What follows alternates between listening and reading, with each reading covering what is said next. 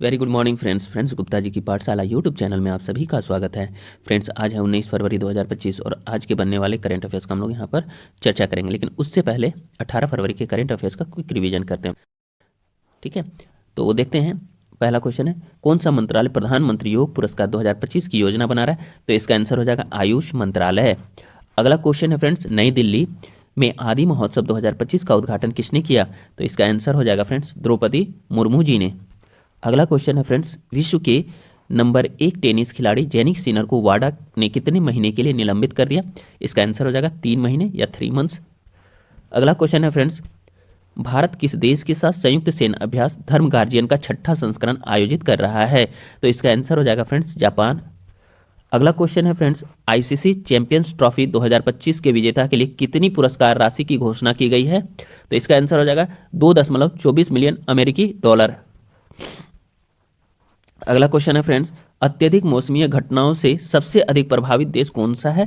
तो इसका आंसर हो जाएगा फ्रेंड्स भारत। अगला क्वेश्चन है फ्रेंड्स, सेबी के नए नियमों का उद्देश्य क्या है? तो इसका आंसर है पारदर्शिता और जवाबदेही बढ़ाना, यानी कि इंक्रीजिंग ट्रांसपेरेंसी एंड अकाउंटेबिलिटी। अगला क्वेश्चन है फ्रेंड्स, एनटीपीसी को किस श्रेणी में अवार्ड मिला है? तो इसका आंसर हो जाएगा जल संधारण या जल संरक्षण। अगला क्वेश्चन है फ्रेंड्स, 2024 में सबसे ज्यादा कमाई करने वाले खिलाड़ी कौन है वैश्विक स्तर पर? तो इसका आंसर हो जाएगा क्रिस्टियानो रोनाल्डो। अगला क्वेश्चन है फ्रेंड्स, आयुष्मान भारत वय वंदना योजना का उद्देश्य क्या है? तो वरिष्ठ नागरिकों के लिए स्वास्थ्य बीमा। अगला क्वेश्चन है फ्रेंड्स, सौर सुखाने की तकनीक किस संस्थान ने विकसित की? तो इसका आंसर हो जाएगा आईआईटी कानपुर ने।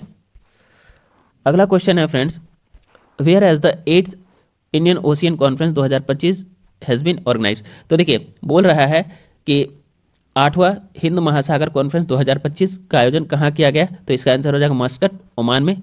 अगला क्वेश्चन है फ्रेंड्स, काशी तमिल संगमम 3.0 का आयोजन कहाँ हुआ है? तो इसका आंसर हो जाएगा काशी वाराणसी में। अगला क्वेश्चन है फ्रेंड्स, सेबी के प्रस्तावित नियम किसके लिए लागू होंगे? तो इसका आंसर हो जाएगा ईएसजी रेटिंग प्रदाताओं के लिए। अगला क्वेश्चन है फ्रेंड्स, ग्लोबल डाटा की ओर से हाल ही में जारी एक रिपोर्ट के अनुसार वैश्विक ई कॉमर्स का बाजार 2028 तक कितने तक पहुंच सकता है? तो इसका आंसर हो जाएगा फ्रेंड्स 11 ट्रिलियन डॉलर।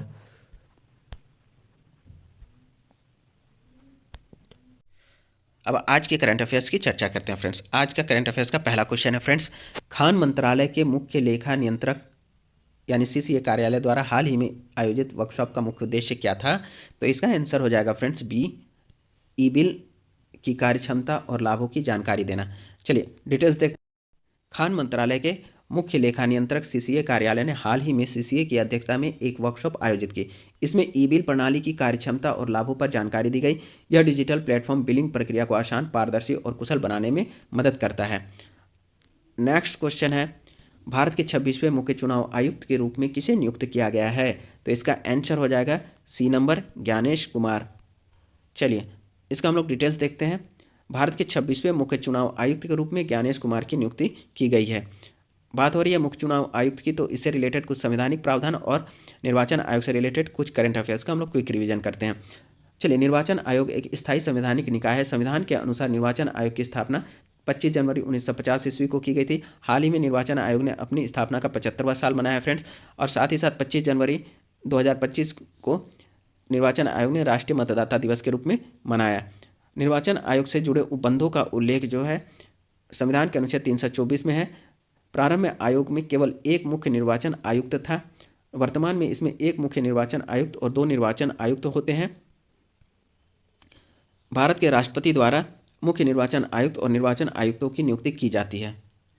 अब नेक्स्ट क्वेश्चन है, भारतीय पुरातत्व सर्वेक्षण एएसआई ने किस एजेंसी के साथ मिलकर विरासत स्थलों की जलवायु निगरानी के लिए स्वचालित मौसम स्टेशन स्थापित किए हैं? तो इसका आंसर हो जाएगा इसरो, ए नंबर, इसरो। ठीक है, चलिए अब हम लोग इसके डिटेल्स को देखते हैं। भारतीय पुरातत्व सर्वेक्षण एएसआई ने भारतीय अंतरिक्ष अनुसंधान संगठन इसरो के साथ मिलकर ऐतिहासिक स्मारकों पर स्वचालित मौसम स्टेशन लगाए हैं।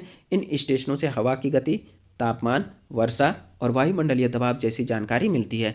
इससे जलवायु परिवर्तन के कारण होने वाले नुकसान का पता लगाने में मदद मिलती है। बात हो रही है भारतीय पुरातत्व सर्वेक्षण यानी आर्कोलॉजिकल सर्वे ऑफ इंडिया की, तो इससे रिलेटेड कुछ हम लोग बातों का क्विक रिवीजन करेंगे फ्रेंड्स। देखिए, एएसआई जो है यानी भारतीय पुरातत्व सर्वेक्षण संस्कृति मंत्रालय के अंतर्गत आने वाला एक सरकारी एजेंसी है।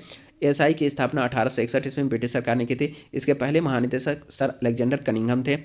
यह देश में पुरातात्विक अनुसंधान और सांस्कृतिक स्मारकों के संरक्षण और रखरखाव के लिए जिम्मेदार है। इसका मुख्यालय नई दिल्ली में है। देश भर में इसके 27 क्षेत्रीय कार्यालय हैं। यह ऐतिहासिक स्मारकों, कलाकृतियों और स्थलों की खुदाई, संरक्षण और पुनर्स्थापना करता है।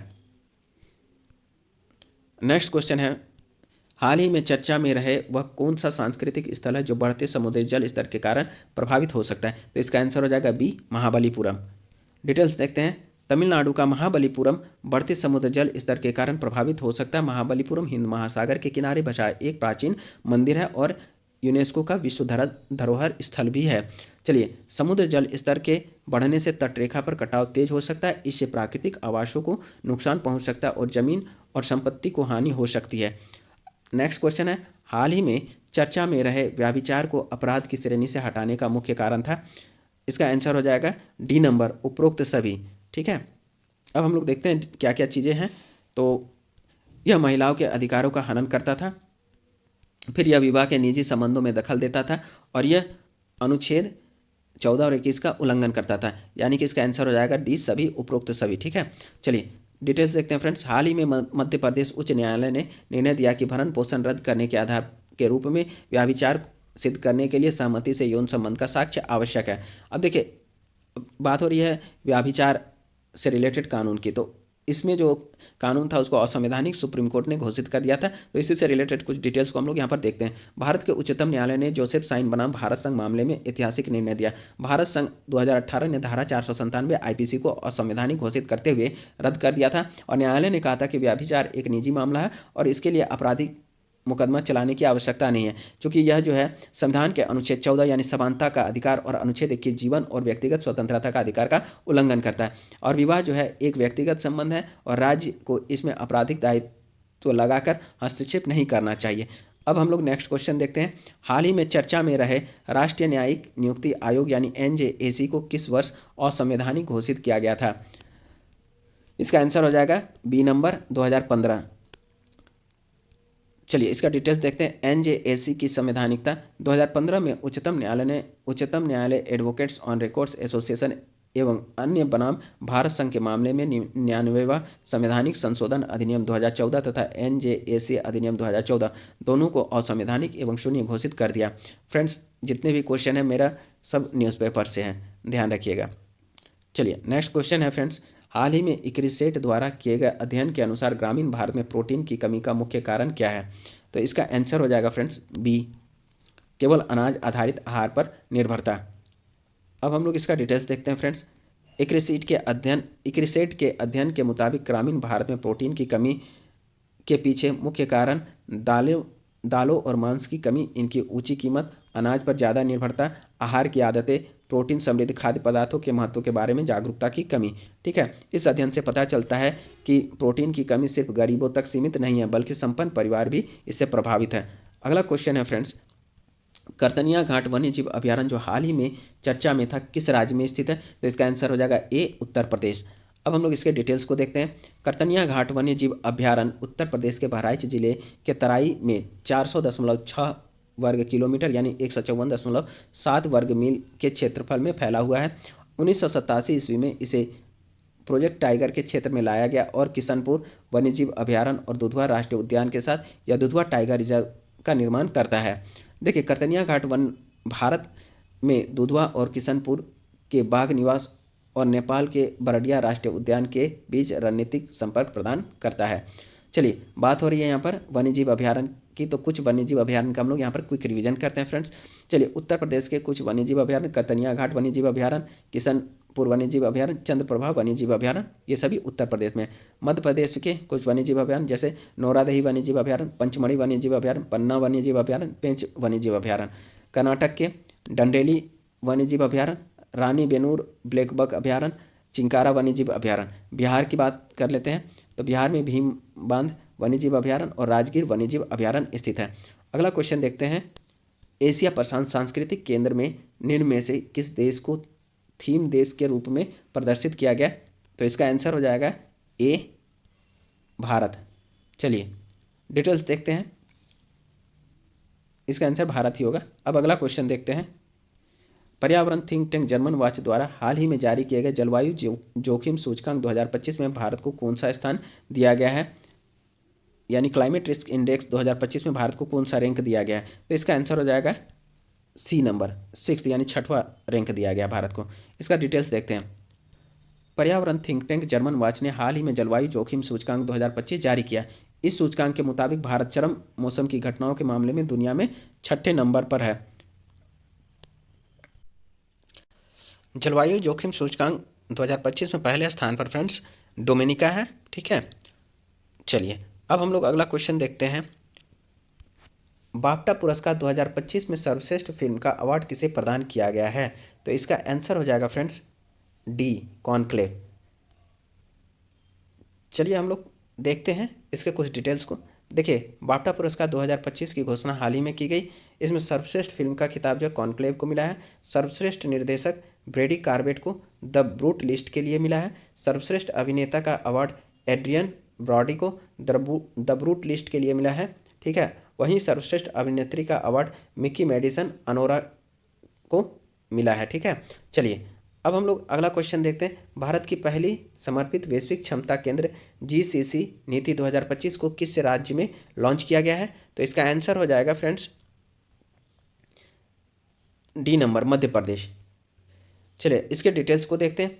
भारत की पहली समर्पित वैश्विक क्षमता केंद्र यानी GCC नीति 2025 को मध्य प्रदेश में लॉन्च किया गया। इस नीति का मकसद राज्य को वैश्विक नवाचार और सहयोग के लिए अग्रणी केंद्र बनाना है। अगला क्वेश्चन है, 8वें हिंद महासागर सम्मेलन का आयोजन किस शहर में किया गया। तो इसका आंसर हो जाएगा सी, मस्कट। रिपीट है फ्रेंड्स, फिर भी एक बार हम लोग इसको देख लेते हैं। 8वें हिंद महासागर सम्मेलन का आयोजन मस्कट में किया गया। भारत के विदेश मंत्री एस जयशंकर ने मस्कट, ओमान में आयोजित 8वें हिंद महासागर सम्मेलन यानी IOC में भारत का प्रतिनिधित्व किया। इस सम्मेलन का विषय था समुद्री साझेदारी के नए क्षितिज की यात्रा। भारत और ओमान, अगला क्वेश्चन देखते हैं। भारत और ओमान के संबंधों पर आधारित मांडवी टू मस्कट नामक किताब किसने लॉन्च किया है। तो इसका आंसर हो जाएगा ए नंबर, एस जयशंकर ने। चलिए देखते हैं इसके डिटेल्स को। विदेश मंत्री ने ओमान के विदेश मंत्री के साथ मिलकर Mandvi to Muscat Indian community and the shared history of India and Oman नामक पुस्तक का भी विमोचन किया। मस्कट में भारतीय दूतावास द्वारा प्रकाशित इस पुस्तक में ओमान में भारतीय प्रवासियों के समृद्ध इतिहास और सदियों पुराने लोगों के बीच संबंधों पर प्रकाश डाला गया, जो द्विपक्षीय संबंधों को आकार देते रहे हैं। फ्रेंड्स, आज का करंट अफेयर्स का सेशन यहीं समाप्त होता है। कल फिर हम नए फ्लेवर और नए फ्लेवर के साथ आपके समक्ष करंट अफेयर्स लेकर के प्रस्तुत होंगे। फ्रेंड्स मैं कुंभ के लिए बाहर हूँ, फिर भी ये मैंने वीडियो बनाया ताकि किसी प्रकार का कोई डिस्टर्बेंस ना हो। थोड़ी सी लेट ज़रूर हुई है क्योंकि मौका मिलेगा तभी मैं वीडियो बना पाऊँगा ना। तो प्लीज़ फ्रेंड्स आप लोग इस वीडियो को शेयर कीजिए, लाइक कीजिए, कमेंट कीजिए, ठीक है फ्रेंड्स। हमें भी एक उत्साह मिलता है, इतना मेहनत करते हैं, किसी भी स्थिति में रहें वीडियो बनाते हैं फ्रेंड्स। तो प्लीज़ आप लोग लाइक, शेयर और सब्सक्राइब जरूर कीजिए। धन्यवाद आप लोगों का।